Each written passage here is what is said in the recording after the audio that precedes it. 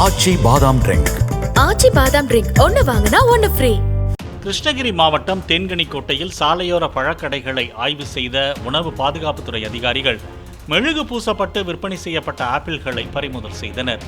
மெழுகு பூசப்பட்ட ஆப்பிள்களை மொத்தமாக விற்பனை செய்யும் சன் ஈஸ்ட் நிர்வாகத்திற்கு நோட்டீஸ் அனுப்பப்படும் என்று கூறிய அதிகாரிகள் இதுபோன்ற ஆப்பிள்களை விற்பனை செய்யும் கடைகளுக்கு சீல் வைக்கப்படும் எனவும் எச்சரித்தனர்.